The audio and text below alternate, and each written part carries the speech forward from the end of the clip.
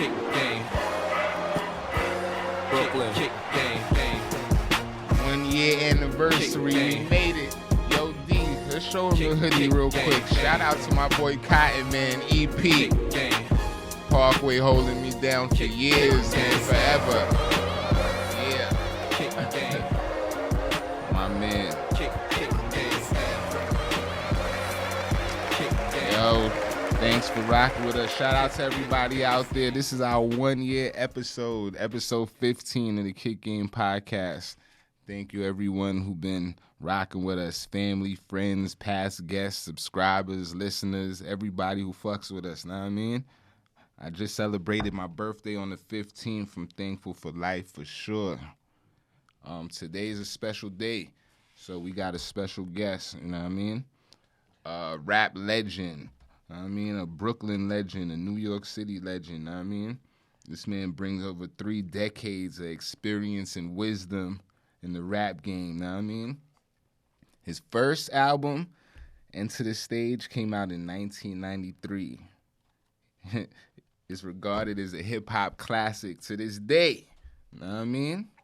Yo, let's welcome the general of the boot camp clique, the BDI Thug, the face of the Black Moon. Buckshot, step into the spot, bro. Yo, welcome, man. Thanks for coming through, my dude. Yo, thanks for having me, man. Yo, I appreciate you coming through, man. You can throw the headphones on. Yeah, got you, big bro. You know, thanks for having me, big Mel. Yo, man, this is wild for me, man. Like, yo, I really appreciate you coming through, man. Like, it's an honor to have you here. You know what I mean? This shit is still kind of surreal, man. I remember being a little kid and I see Buck and be like, yo. I was just about to say that. Like, yo, son, that's Buckshot Shorty, son. Yo. And be excited and get to go to school and tell niggas that you from my neighborhood. And some don't believe me. Maybe now they will, you know what I mean? We're Yo, that was crazy. That. We on the same block, everything. Like, just, yeah, bro. That's why I'm tripping. I'm like, damn. Yo. You know, Gotti hit me. I'm like, word. That's what's good, bro. Yeah, like, this is my 1 year episode, man. I'm saying I've been just jumped into this podcast thing so we could show the connection between sneakers and hip hop, you know what I mean? Okay, and celebrate our culture, you know what I mean? Yes, sir. Yeah. So like I said, 3 decades, man. It's almost 30 years in the game, yo. 30 years in this Well, game. 93, and so next year will actually be your 30th anniversary, right? Yeah.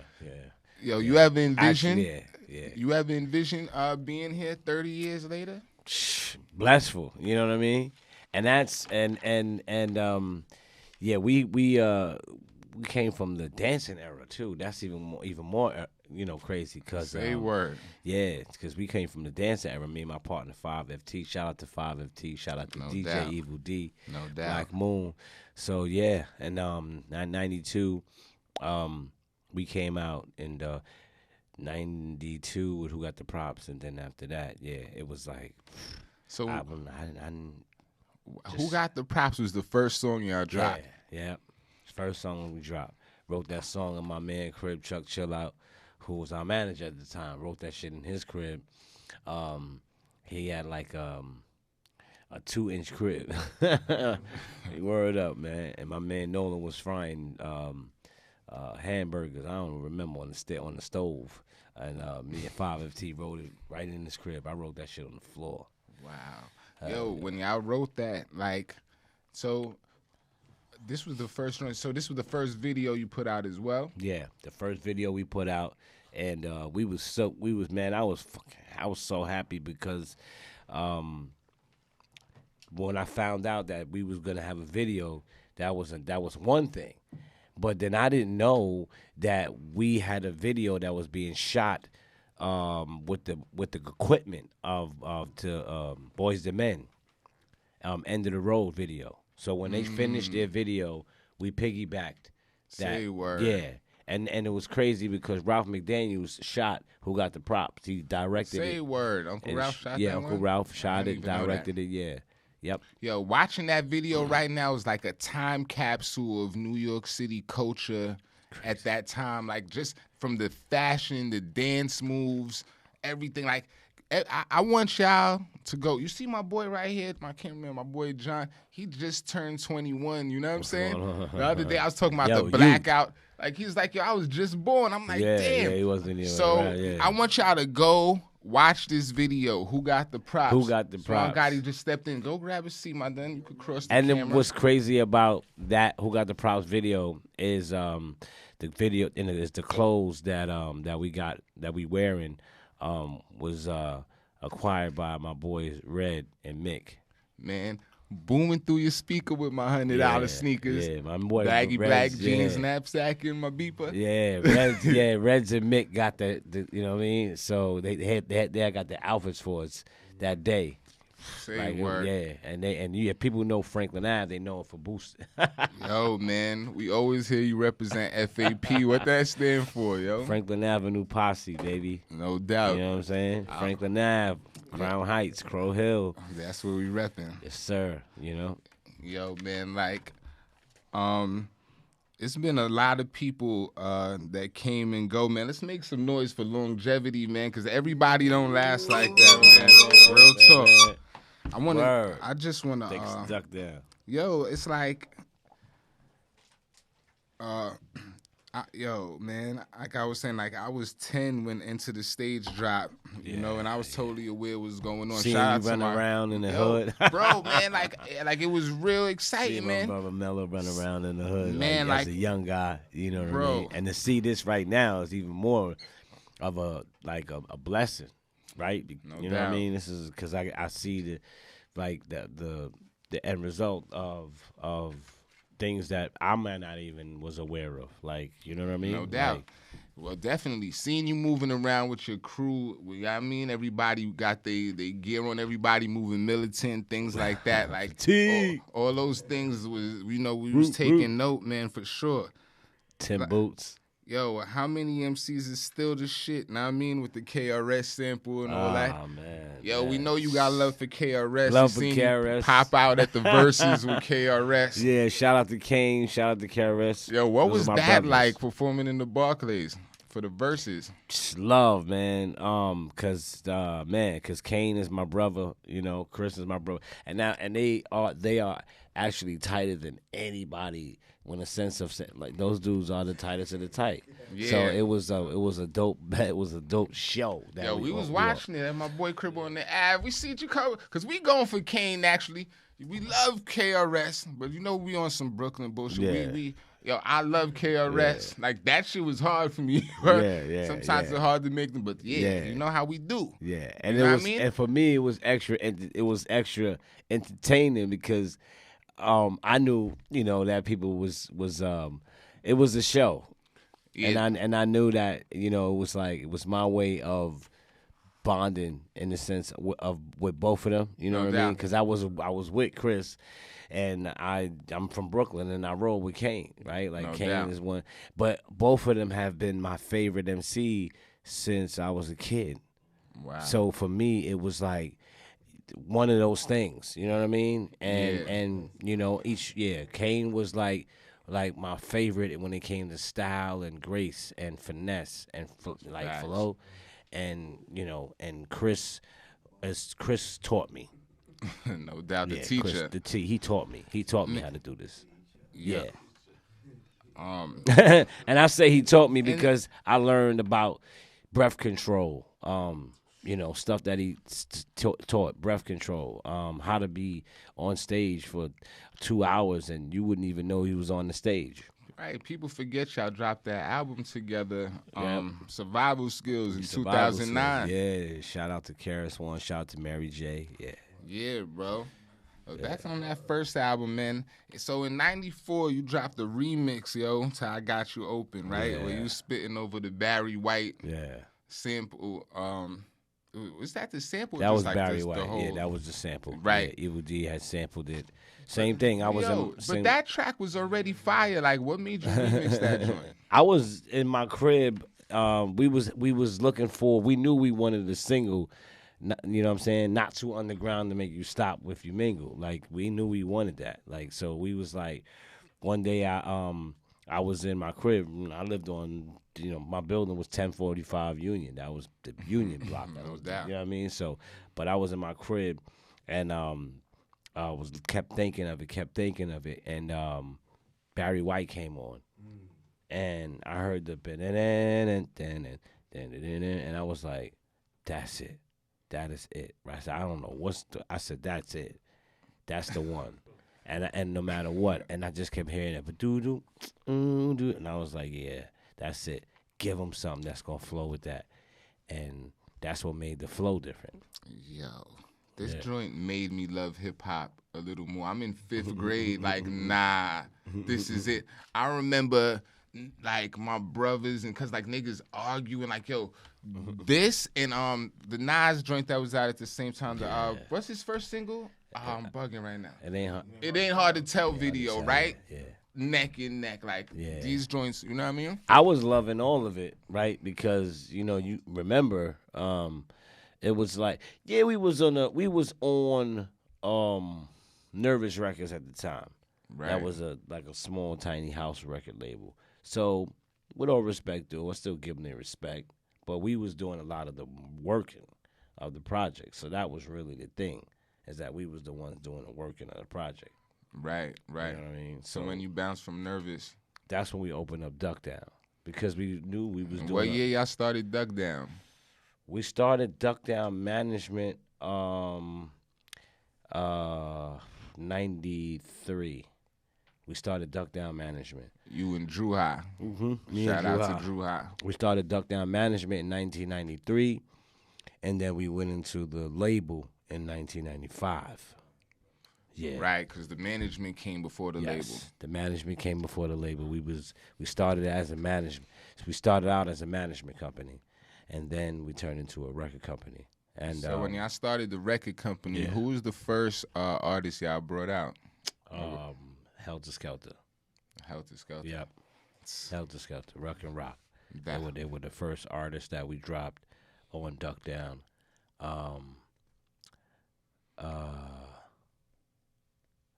That was the first project that we dropped on Duck Down, I think. Was Duck? Yeah, it was. But it was technically the Fab Five.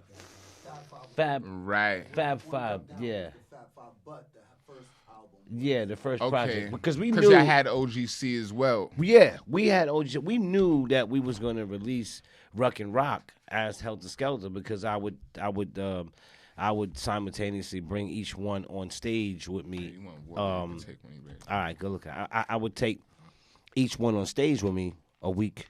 One show, switch up. One show, switch up. I would always bring different ones, and then we knew that we was gonna have Helter Skelter at some point in time be released. So yeah, and I was just about to say.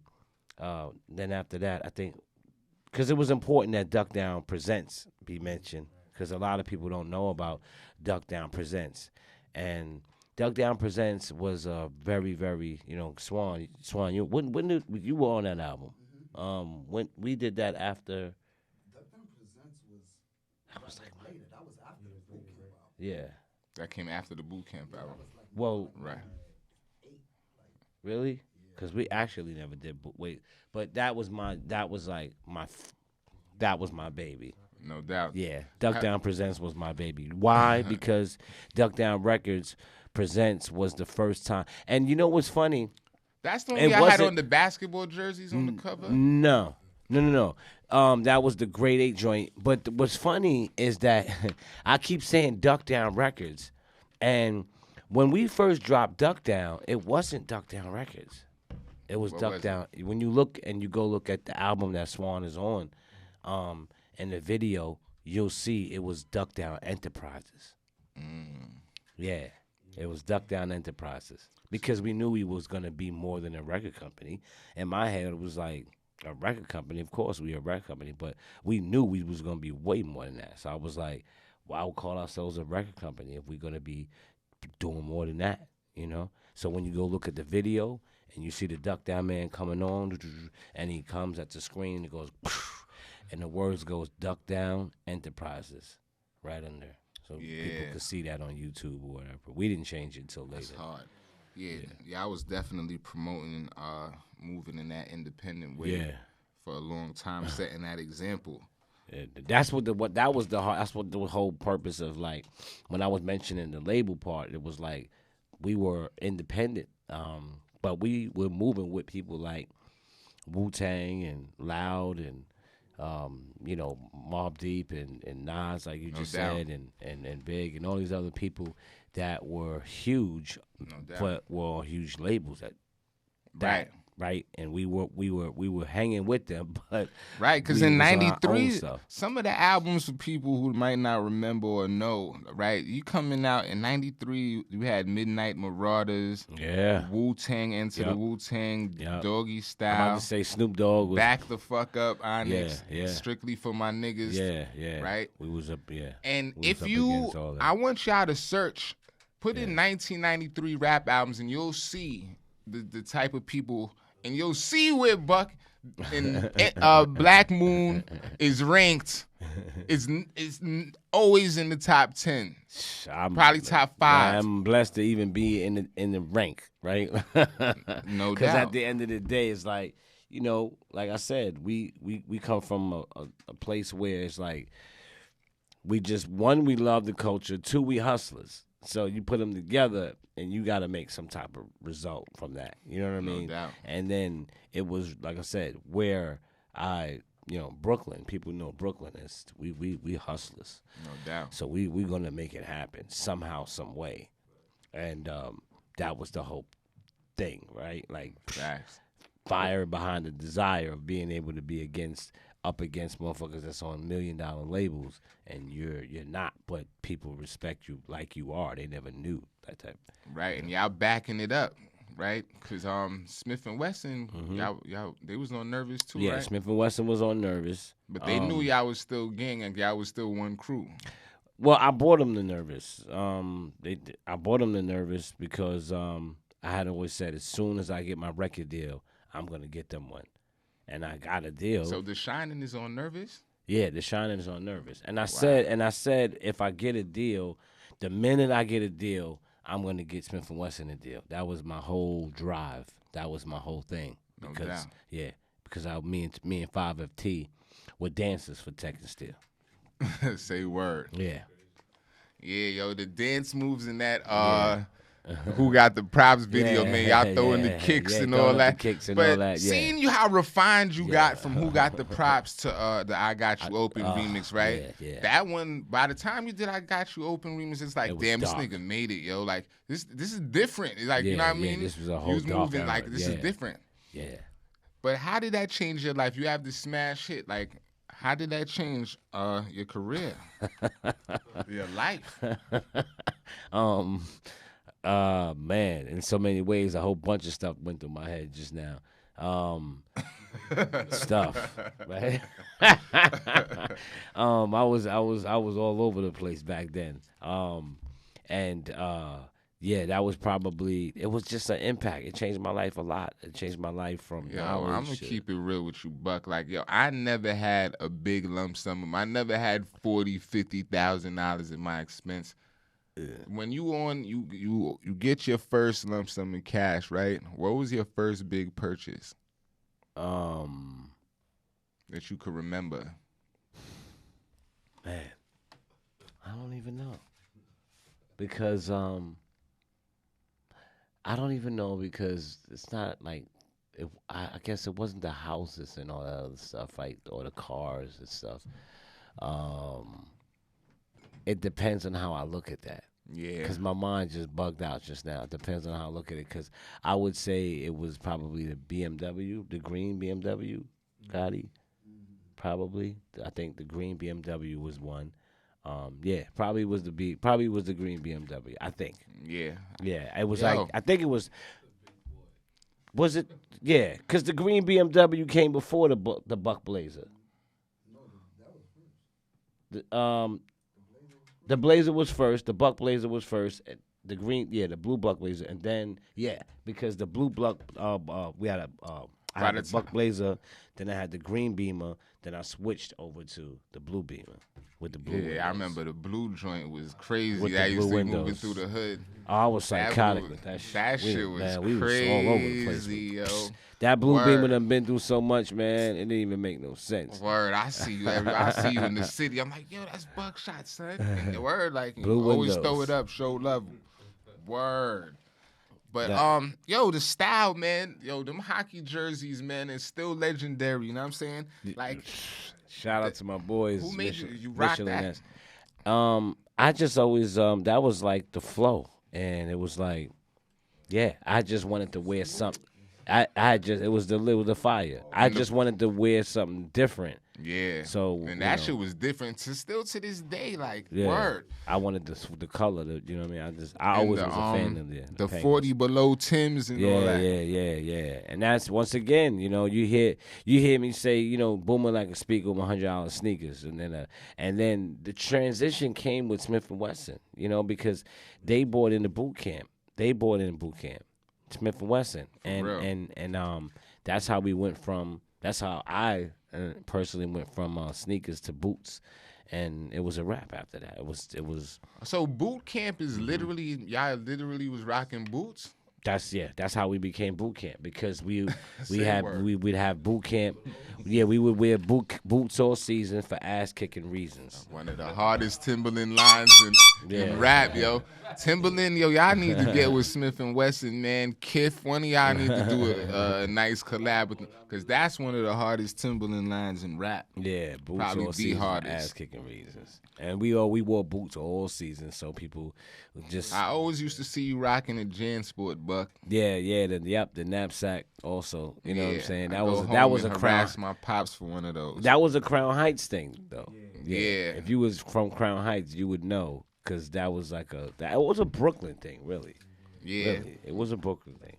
Yeah, it was Brooklyn. It was all over. We was just from the Heights, so people, you know, we made it famous because nobody wore book bags and hip hop, and like I'm talking about every day, and No doubt. people wore it, but they didn't. Nobody Not ever, like a style thing. yeah, nobody ever was like, this is my 'cause it'd style. Be like matching with your gear. Like, Yeah. Matched the clothes with the book bags. Yeah, nobody was doing it back then like that. Yo, y'all You can know what see I it. It's all well documented. You know what I'm saying? Proof is in the pudding. You know what I mean? Yo, Word. you remember when you was doing a lot of the Echo ads and shit Mm-hmm. like that? You see those in the source. I think you made one of those the cover for the BDI Thug album. That's Yep. that Mark flick Echo. is sick. Yeah. I heard, Mark is it Echo. facts or fiction that y'all Echo sponsored the tour for y'all? They sponsored. Yeah, they was part of sponsors. For real? Sponsored. Yeah.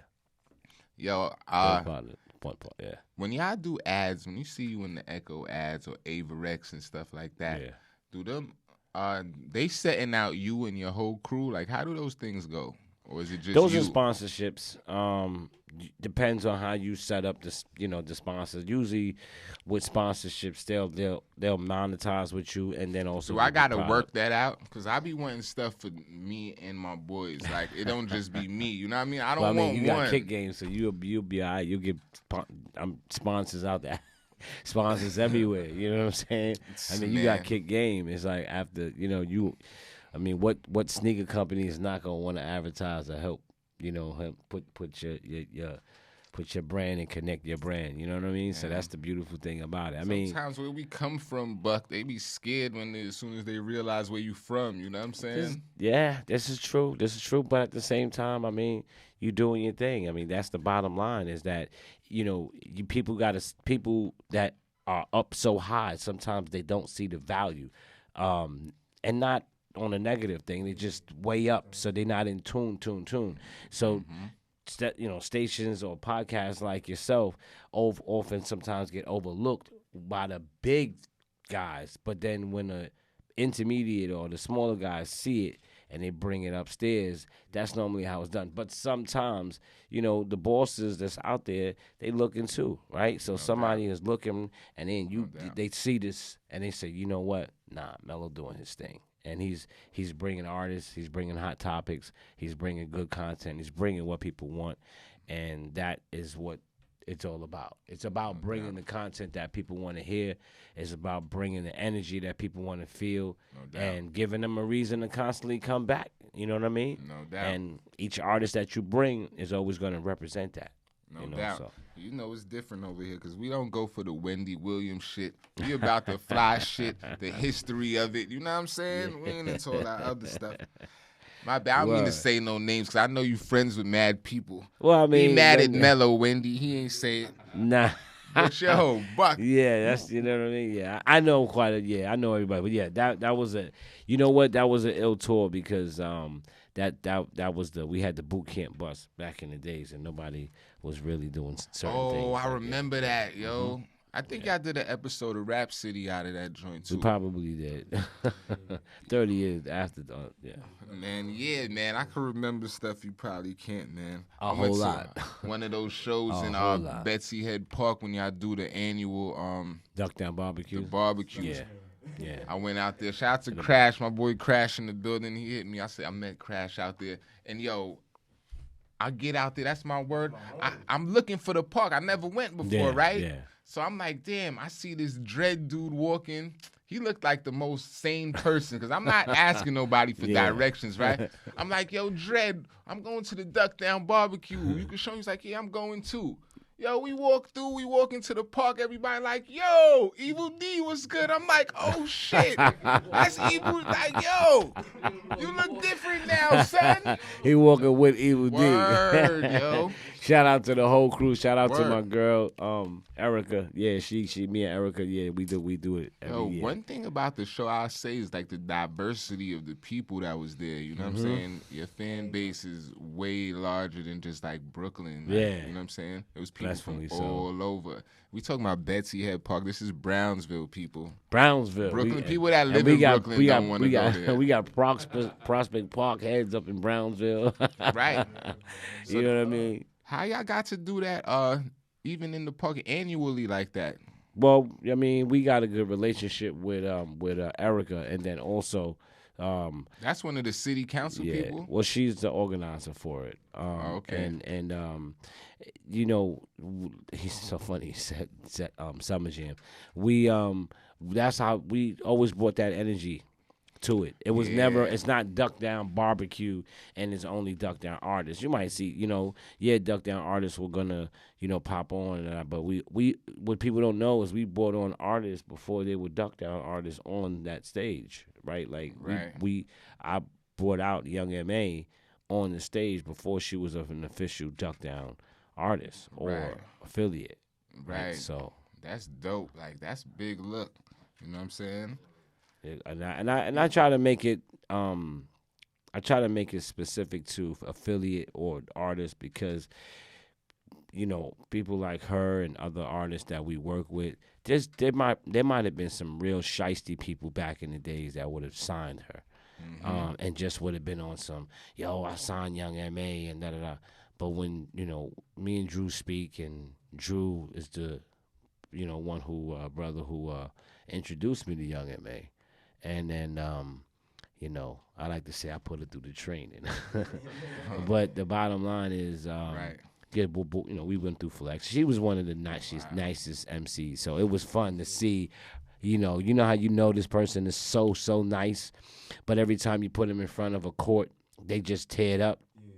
So you just enjoy seeing them tear it up. They nice. The crowd probably don't even know what they, you know what I mean? Right. Like Funkmaster Flex didn't know how nice she was until, she spit. And then he was like, yo, where you been hiding her? And she went, I'm like, she's right. She has been. She like, I haven't been hiding nowhere. Like, you know what I mean? Wow. So y'all developing artists, man. That's real dope. You know what I'm saying? And it's rare, man. Everybody's not doing that. You know what I'm saying? Yeah. But very few as y'all people move still along in the game, like, I'm from the buy CD era. Now we in the streaming and stuff. Yeah. When it comes to like streaming and buying CDs, how you feel about that? Like, is it better for the artist, the streaming? Nah. It is what it is when it comes to that. It ain't better for the artist in no way, shape, fashion, or form. But it is what it is. It's like one of those things where, people, it is what it is. You know what I mean? Yeah. Like people do it. There's other ways now. The new way now is obviously better. The new way things are moving in this direction is obviously better, but it is, we So passed. if you love an artist, you need to go cop his CD. Forget all that streaming. Go cop the album. No. I mean, you could actually cop they. I mean, look, you could cop they download straight from them.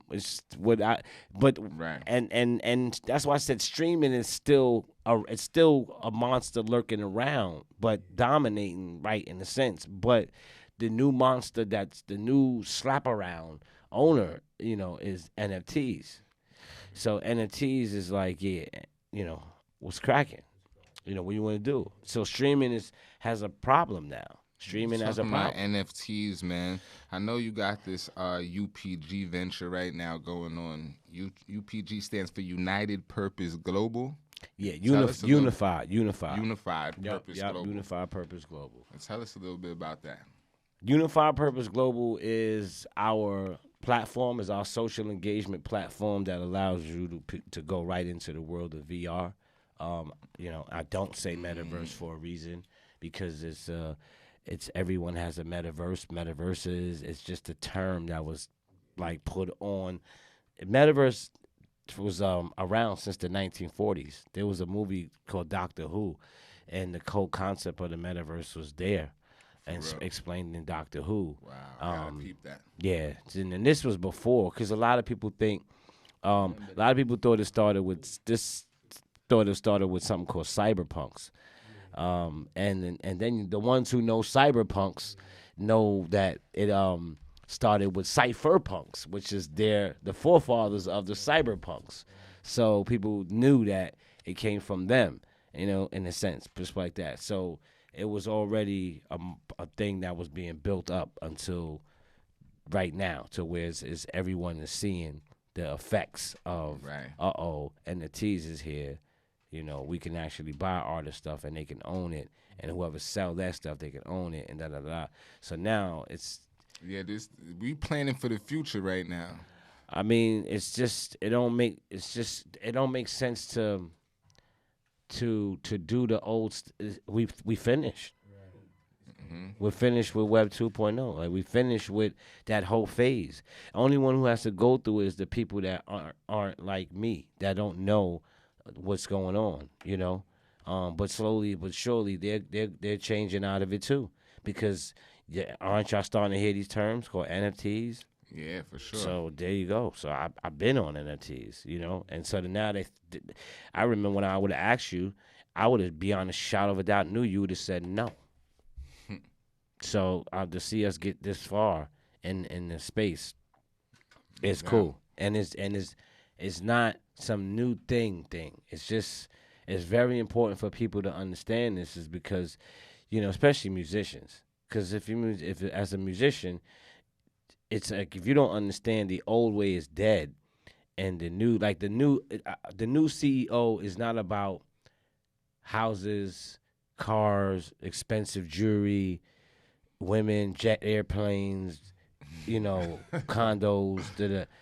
The new CEO is based on freedom and creativity. The new CEO is the guy that's coming in going freedom and creativity. If you look at Vitalik Buterin, he's coming in, the owner, CEO of Ethereum. He's coming in with a T-shirt that's just like, who gives a fuck, right? Like, if you look at, if you want a better example, if you look at most of the hip hop artists that have now somehow, in other ways understood, but they've transitioned from the hip hop to millionaire, multimillionaire, or even close, or even billionaire. If you look at the ones that are billionaires, they dress like shit, right? They don't have no relation to the old version of them, as far as the crispy haircuts, the crispy jackets and the everything, because we don't give a fuck. Doesn't matter. What matters is the product. Right. What matters is the bottom line. And when you get to a certain level, and as a CEO and as an owner, you start to understand those things, but the culture starts to take part of you, not because you're trying to keep up with it, because it's just a part of the nature of the culture. Like, I don't have time to worry about going out and getting a cut and worrying about getting some shoes and worrying about getting do-do-do and do-do-do and all that for someone to see me. I just don't have the time. Like, the little bit of time that you've got me out is the time that I've given, I've gotten out, because I'm like, you heard me earlier when I was like, I've been in the crib for 3 years in the straight. Like, Swan could tell you, I've been, every time he comes to my house, like he knows, like, he's with me every day. I'm in the house and I'm just in the crib every day, 3 years straight, just studied until I mastered, and everything from the blockchain to how the blockchain works, how the future of web is going to be, going from web 1 to 2 to 3, 3.0. Right. How many blockchains are out there? How many cryptocurrencies are out there? What is cryptocurrency? What's the difference between a coin and a token? How does a token work? How does a coin work? What is a smart contract? How does a smart contract work? What do you mean it's digital? How do you write it? Like, all of these things, there's a long list of stuff that I know. Wow, you teaching yourself, man. You talking about 3 years of just studying, bro. You know what I mean? Study and write it, and study and write and study and write. Bro, I could tell you how Bitcoin works. I can tell you obviously how Bitcoin works, but I like to have fun with the people who know this whole stuff. Like I like to throw out the Philip K. Dicks. I like to be like, there's this thing where people don't know who owns Bitcoin, right? Everyone, this is the famous, mysterious guy named Satoshi Nakamoto, right? Supposed to have owned it and ran off, whatever. But I like to joke around with people and be like, you never know if the cyberpunks are the ones who actually is Vitality. Like, only they would know that, get it, and laugh and joke about it until eventually it hits the public. You know what I'm saying? And then they would understand it. Yeah. Right. But this is the way you guys are gonna. In 3 more months, your browsers are gonna say no longer available, because it's not gonna be. Your browsers are based on companies that give you browsers. Those browsers are based on being able to push a certain amount of CPUs, a certain amount of power out of them. And if it doesn't allow itself to pull out that power, like right now everything is in 3D. So the good thing is we're in 3D. The bad thing is our browsers can't handle them. So our browsers are in 2.0 and we're in 3.0. So what do? Switch the browsers to 3.0. So any minute now, you're going to type in your little 2.0 browser that you got now, and it's going to say not available because every company already switched over to 3.0. So if you want 3.0, if you want a browser like from Firefox, who makes Mozilla, you got to download the 3.0 browser. Wow. Yeah. That's what's coming. Yeah, that's what's coming. Oh man, I appreciate that insight, man. 'Cause we gotta be on point, man. Oh yeah, it's real. It's real. Because that, you just said it. If you sell a record, if you put a record out, how do you sell it? You don't, like, the ratio of streaming to an artist's pocket. It's like 8-1, bro. It's 8-1. That's just the best way to put it. It's 8 in the favor of the streaming company. I mean, 8-2, right? Like, it's and yeah, if that. So it's not better for an independent artist? Huh? I said if they was crafty like that, you know what I'm saying? How they do the numbers like that. Oh, I thought you said, somebody said, "Are you sure that?" I'm like, I mean, just do the numbers. You know, right? I hope if you ever got a check from these guys like how I have, you would definitely know. I'm telling the truth. Like, if you know that the ratio is just it's like anything else. Their margins are so high. It's just bad. Streaming is bad. It's like it's a terrible version of publishing. You know what I'm saying? Of getting a publishing check.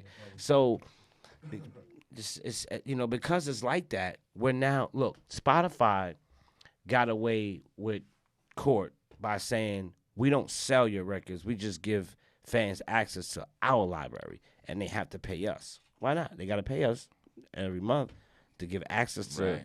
and that's how they get you. They'll pay you the money, but the terms of what they pay you is up to them. Yeah. So independent artists don't is it's not better than an artist that's signed when it comes to the streaming? Like, do you get a better deal as an independent artist? You don't get a better deal. You get whatever you are, whatever you negotiate, and you get that wherever you go. Major, Right, independent. It's not about either or being better. It's about what you know. Strictly. You get what you negotiate. You get what fellas. you negotiate. Major key word. You know it. You heard it. You from the block. You know No it. doubt, no doubt. That shit don't change. You get what you negotiate. I don't care where you go. So, you know what I mean? Independent, non-independent. But independent could be a lot more better than a major if you know your shit. You know what I mean? Because if you know, then you getting you're getting your stuff. Like if you know, you own. The word is ownership. So that's what you're asking. Like, is it better to own your own stuff? Of course, it's better to own your own stuff. But if you don't know what to do with it, what's the use of owning it? Yeah, no doubt. That's real. You gotta do the homework. The homework is necessary, man. Even as an adult, man. Yeah. And people don't know what go into being a general, man. Like it's a lot, man. To wear the crown, heavy is the crown, right? I can't even tell you. How you feel about the I way the can't even industry tell you. treats the legends, man? I have the key is there is no industry. Like if there was a building, me and Swan always joke this all the time. Come on, Swan. Like we joke this all the time. I'm talking. I'm revealing the secret. Like how we and him laugh that there's people that think that there's an industry, like a building called the industry. And people go there and they get a rap deal and either they approve of you or they don't approve of you. You know what I'm saying? And they all work with each other and there's a big circle called the industry. And if you could get in there, you know, thumbs up, they'll start passing you around. You know, when in reality, it's like, nah. It's like anything else. It's like somebody thinking that, you know, everybody who sells trees in Brooklyn know each other. You know what I mean? Niggas like, I don't know that. Yeah, niggas like, I don't know that dude down the block. Like, you know what I'm saying? Like, I don't care what he sells his shit for. I don't know him. You know? Wow, it's real though. I feel Yo, being a legend, man, who's somebody you consider one, and why? A rap legend other than yourself. Oh, Tupac. I mean, if it's hard to it's very. You said the word legend, so legends is like I'm on because you can't say one without the other. It's impossible. You can't say one without the other. You can't say Big without saying Pac. It's just impossible. It's already stamped in time that you can't say Tupac without Big and you can't say Big without Pac. It's just stamped in time because those two represent our world. They represent hip hop. Everywhere you go, anywhere you go, as big as all these other young guys are, and kudos to everyone who gets big. But there's a difference between big and the foundation. Like big and mega big. Right? There's a difference. Wherein the whole entire world that knows hip hop knows those two names. The whole entire world. Young and old. No doubt. I just said the whole entire world. They know Tupac or Biggie Smalls. Facts. And then after Tupac and Biggie Smalls is well, no, I would that's obviously Snoop and you know what I mean? But those two are the bedrock of hip hop. Facts. So the pillars. They're the pillars. No doubt. They are the pillars. Well, it's a known fact that you and Pac was friends. You know what I'm saying? Yeah. We saw you in the Resurrection Tupac movie. Y'all should check that out if you ain't see it for sure. You know what I mean? He spoke real highly of you and shit. Seen footage of you in the studio with Tupac making Let's Fight. Yo, how was the energy like? What was it like being in the studio with Pac? Hard. Good, but hard. Positive, loving it, but hard. Really loving it, but hard. Intimidating or hard? Just hard because we come from the East. We come from a place where when you got the beat playing and shit, and you people, your man rolling up, he rolling up, and we listening to the music, and then I finally get the verse, and then we listening to the hook, and then I might change it a little, but then we play it again, and we listening to it, and we Pac was like, what? I would have 5 songs done by then. Word up. So Tupac's thing was that we got to get this album done. We don't have time to play around. We don't have time for that version of what y'all doing. And we was just like, I get it, No doubt. We was sitting on the chair. There's a video of Tupac saying that too. Like, we don't have time to do it. And I get it. I was like, I get it. It was the hardest time for me to be like, what I mean? But at the same time, every general can play a soldier, but no soldier can play a general. No doubt. It's real. That's hard. Yeah, that's hard. That's right. It's right. And then and Biggie's mom's, is my she's like a godmom to me, because Say word. Very, very, Rest in peace. She took care of my brother, from beginning to end. Yeah. Now Sean, she took care of Sean. Yeah. Wow, that's crazy. Yeah, she took care of Sean. And growing up in the hood is always like boot camp and Junior Mafia had beef and shit like that. Growing up. And it was like and it was like, meanwhile, we just had our thing. We were like brothers from the same block with different mothers that. And you know what? It's crazy. It was like that. Son, and Biggie still gave you a shout out. You could peep that. Pass that around. It's crazy. Biggie still gave you a shout out on Life After Death. Yeah, and the squad. What's crazy is we had that. Swan goes back with Junior Mafia before me. Like we just all had this Brooklyn thing, and when it comes to that, it's like Brooklyn's just a bunch of wild dudes, man. Especially back then, we was all over the place, man. That's the best way to put it. I mean, none of us meant to go there with each other. It was just fights and it was arguments and stuff like that. Simple bullshit. We were fucking kids, man. Think about it. We were teenagers running around with a rec. Right. You was a teenager when you dropped your first album. All of us. We were either teenagers or just came out of teens, like 19 going to 20 and whatever. Biggie, like Junior Mafia, all of us. All of us back then were too young or just made it to drink. You know what I'm saying? So I don't look at none of that. Even Pac. Like, I don't look at none of that and be like, yo, man.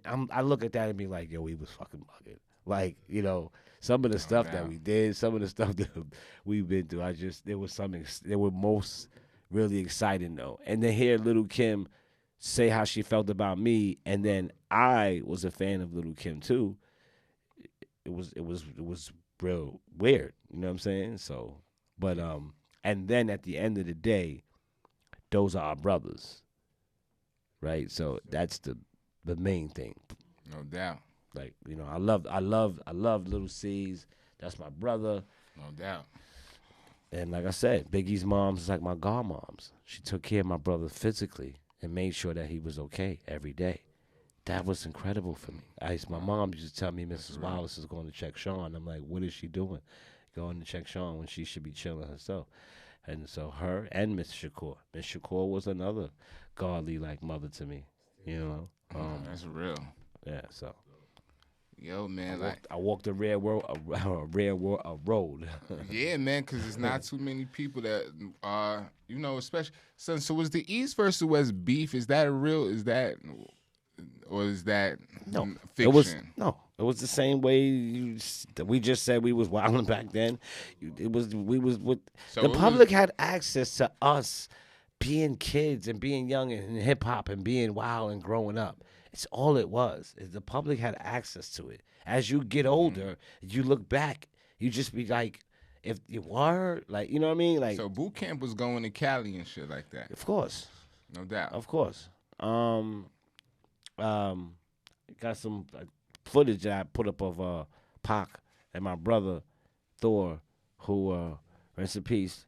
That him and Pac is together now, because Pac used to say, "I'm gonna steal your brother Thor, man," you know, because he knows how to hold it down. And I got this footage on my phone of Pac and my brother. You know, Pac is my brother's leading Pac through the crowd and security and stuff like that. And it was just a few times, but if Pac would have stayed alive, you know, the whole thing would have changed. I would have taught him so much. I was talking to him about owning your own labels and doing your own thing. And we had conversations in the crib and all that, but it was never nothing like that, you know. But I see there was obviously some type of an effect because I just know it. You know what I mean? Like I see it, I know it. You think you would have got down with Death Row East? He started, that was his thing, Death Row East. That was his. He started Death Row East. So that would have been like his duck down. I think so. I think that would have been his duck down transition. Like I think he started Death Row East, and then he would have transitioned into Machiavelli Records because that was his thing.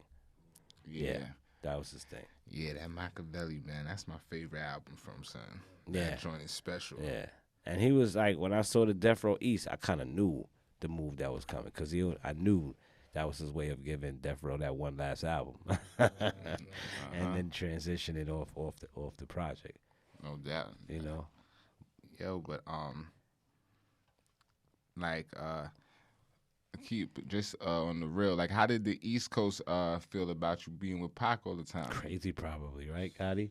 It was hot. I mean, at the time, that shit, it was iffy because of course the shit was big, but Pac was super lit still, so there was the mystique, the mystery, like yo, how the fuck, you know what I'm saying? Like riding over here, but then he fucking with niggas over here. Yeah, because Pac, yeah, because a lot of people didn't know that too. Pac was from the East too. He wasn't just from the West. He was from the East too. Right. So a lot of people don't even know that. You know what I mean? Pac rock in Queens and cause Stretch and that Matt, his brother Matt. Swan knew that Pac before me. You know, Swan not only knew Pac before me, but Swan is in the video. Swan's in the Thug Life video, and Swan was official. Obviously that was way before. That was damn. How many years ago? How many years before who got the props that you made that video with them? Nah, that was actually the same. Like as you was on that side doing that, we was doing. You sure that was the same year? That was in the summer of '92 that we did that shit. Damn, it seemed like so early. That's his first album? No, the Thug Life. The Thug Life is where Pac came from. You know. Out of his first album, Pac. Because the Strictly for My Niggas is his second album. Yeah, that's Thug Life was his first album. No, Thug Life was after Strictly. After Strictly for My Niggas. It was an interim album between Me Against the World and Strictly for My Niggas. Mm-hmm. Yeah, because a lot of people don't know the origins or like Thug Life. That was. That was there. Yeah. Pac just loved the flex. Yeah. So then and then his brother, and then all those. So when I seen Swan in the video, it's like, oh shit, like, yo, this is crazy, like, you know. That's crazy. So you knew Swan since back then. Yeah, before back then. Before back then. Me and Swan go back to like looking bananas. You know those pictures when you go back and you look at how funny we look as young youths running around though we was grown. Yo, that's crazy, man. Like, yo, man, Swan don't talk about everything, man. That's what I'm saying. Nah, some niggas, I mean, some niggas don't know, man. You gotta get to know this guy, man. Niggas think the niggas are too. Sometimes niggas aura just intimidate niggas before they get to know niggas. You know what I'm saying? Yeah. And that's the whole thing. I mean, the whole thing is, I've been with Gotti from that day till this very second. No doubt. It's like, it's not, and it's, It's not even nothing to think about. I mean, we've never. It's just I don't know. It's just nothing to think about. It's just another part of your body. I don't know. I guess. doubt. You know what I mean? So it's just one of those things. And you know, if you go back and you listen to Duck Down Records Presents, that's why I said if you listen to if you listen to the BDI Thug album, you know, me and Swan, that was our album. You know, that was the project that, you know, was like, yeah, that we got a chance to just shout out $500,000, rest in peace. No doubt. You know what I'm saying? Yeah, Swan brought $500,000 to the table. Yo, and you never just kept it local like on the app. You moved around a lot, you know what I'm saying? Yeah.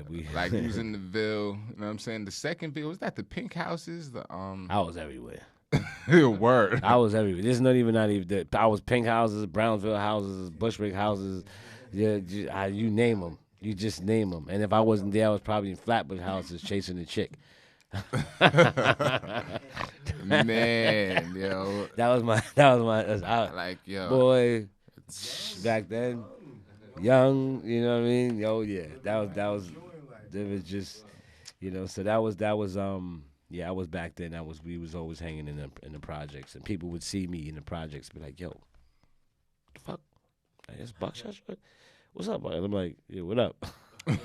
Word. You know what I mean? Yo, man, like the goal is to make it to later, man. Swan always say that shit, man. And like now I'll start to get it, you know what I mean? Yeah. Now that I'm getting up there, you know what I mean? I'm catching the gray hairs in my beard. I'm like, oh shit. But you know what?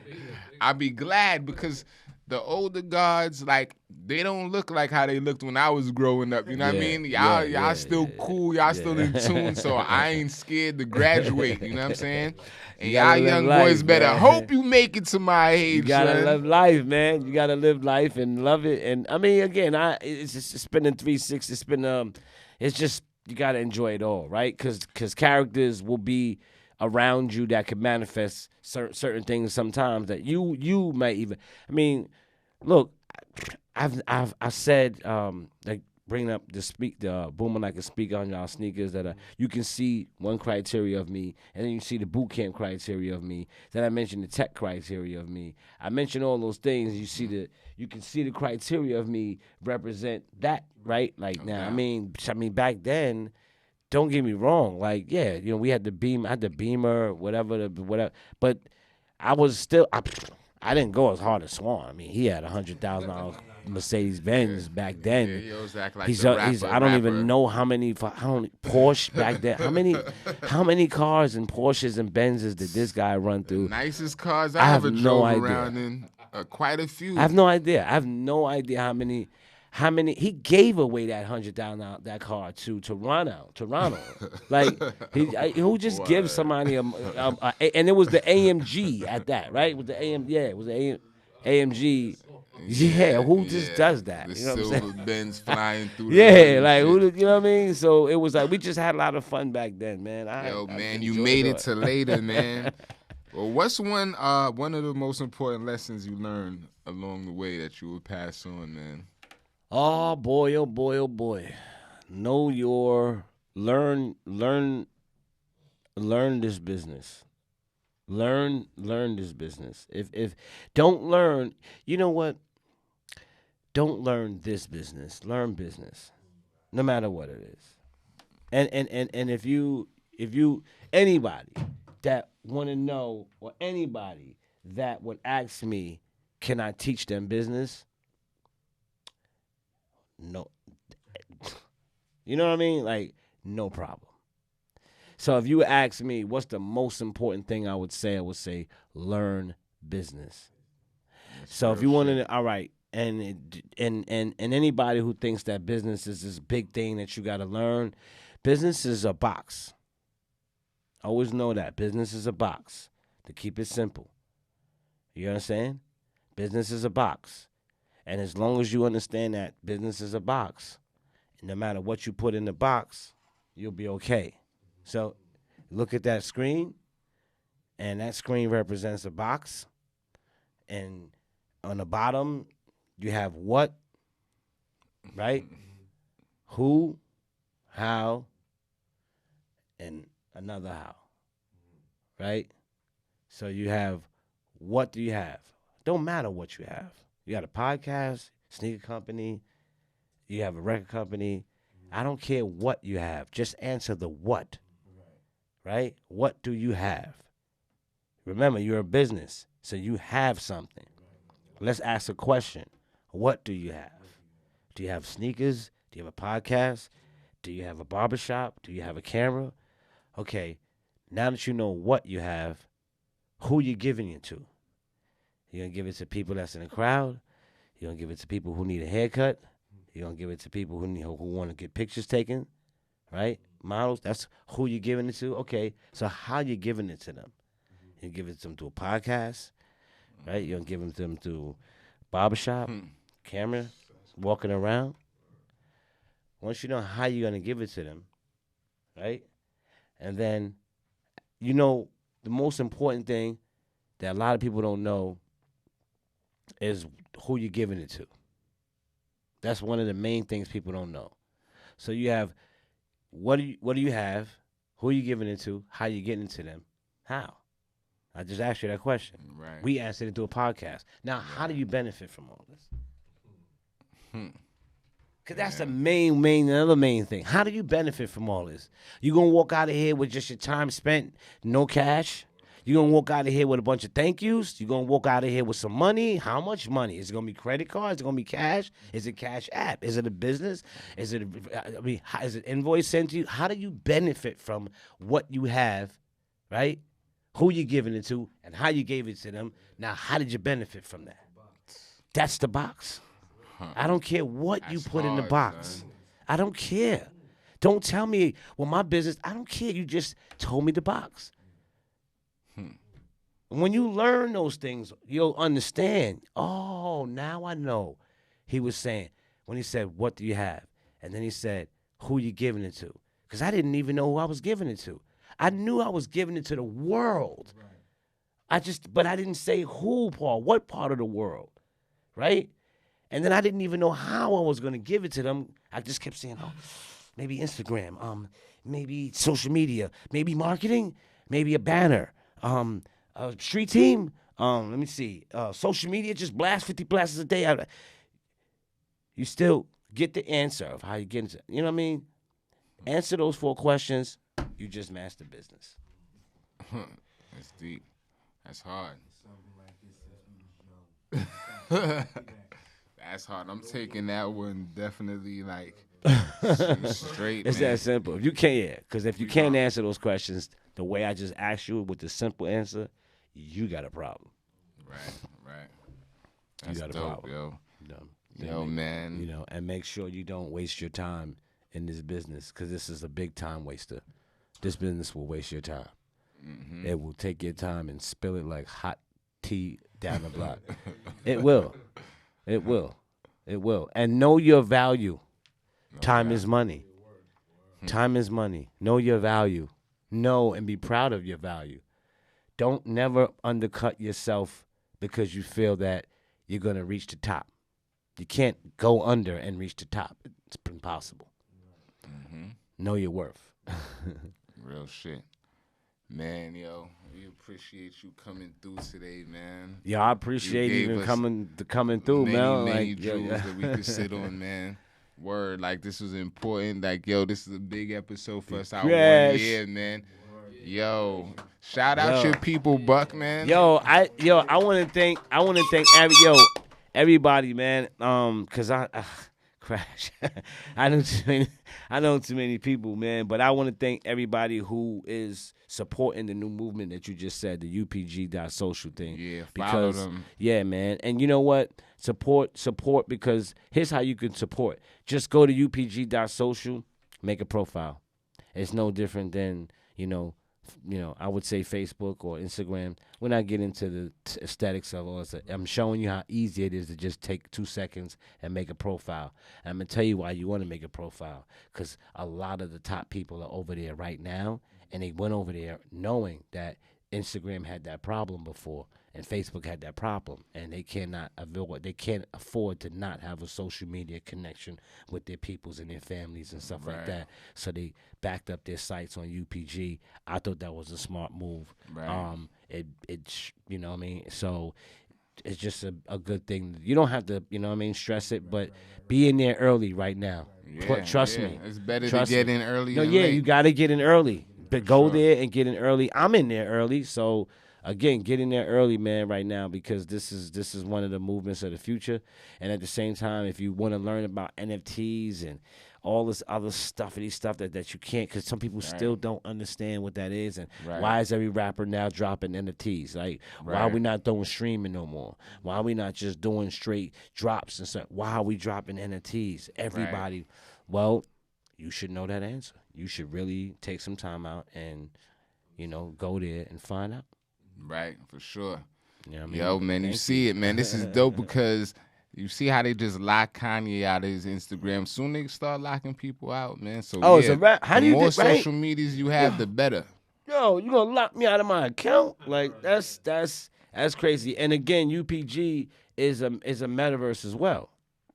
Right? Well, VR space as well. Right. People might try to say metaverse sometimes so people could understand that metaverse is metaverses, right? So Mark Zuckerberg has one, and Sandbox has one, and Decentraland has one, and Vertrex has one, and Axie Infinity has one, and you just name them. You know what I mean? So it's actually metaverses.